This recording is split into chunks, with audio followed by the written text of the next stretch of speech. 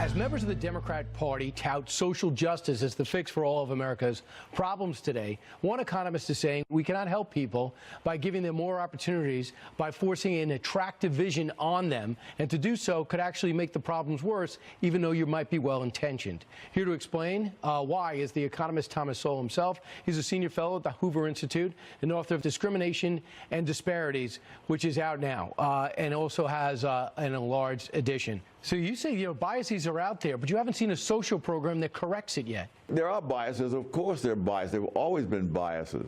But you can't from that deduce that every time you see disparities, there are biases. And in fact, in the book, I go into any number of areas where there is no bias. And there's still great disparities. One of the things, for example, is that even in families with 5 children, when you look at National Merit Scholarship finalists, the firstborn is the finalist more often than the other 4 siblings combined. Now, I don't think that's because the parents are biased or anyone else is biased. It's because the circumstances are what they are. Everybody seems to be talking about race these days as if what I imagine it was in the 1960s, especially in the Democratic side. Every time we talk about a wall, it's not about a structure, but about xenophobia. It's about racism. It is clearly an imperfect, unfair, unjust, and racist capitalist economy. Racist thinks he's racist. And his language hurts people. His language is causing pain, fear. Every other candidate calls him a racist. What's your take? I've seen no hard evidence, and unfortunately we're living in a time where no one expects hard evidence. You just repeat some familiar words and people react pretty much the way Pavlov's dog was conditioned to react to certain sounds. You write in some of your past books, you were like, when you were going through school, you were a Marxist for a while. You said that makes the most sense. What changed you to a guy who embraces the free market? What did you learn?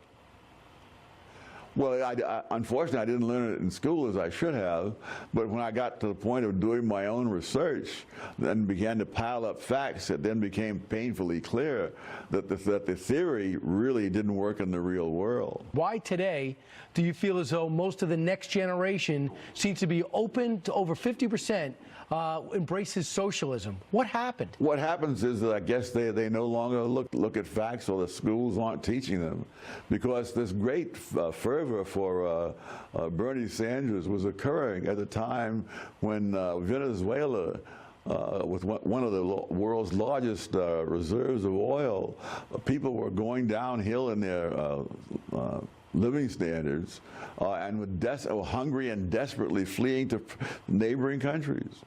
But none of that has made a dent. I suspect that most of those people who are out there cheering for Bernie Sanders haven't even bothered to look into that. Thomas, and lastly, just about your life as a one of 9, raised by your great aunt and her 2 adult kids, moves to Harlem at a young age, forced to drop out of school at 17, first to get past the 6th grade in your family, and you end up being one of the most respected intellects in the country. What can we learn about your journey, while serving in the Marines, by the way? Well, one of the things you can learn is that the public school system was a lot better in those days than it is today.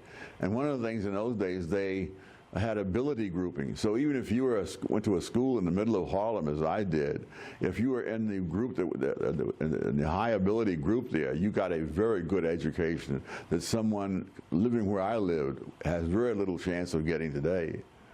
Right. Another factor is, of course, they were not priced out of a job by minimum wage laws. Wait a second. I thought minimum wage was a compassion for the worker. That's what they say.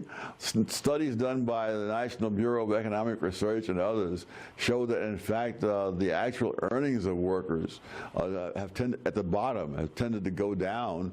1, because they don't have jobs at all in many cases, and 2, even when they have jobs, the hours are cut back. I mean, it's the first thing you learn in economics, that as the price goes up, the quantity purchased goes down. When you make labor more expensive, people work fewer hours and fewer people work at all. Doesn't seem like people are listening to that. Great book, brand new one, Discrimination and Disparities. Thomas Sowell has it. His life story is something we should all study, and this book is your latest example. Thomas, thanks so much. Thank you. All right.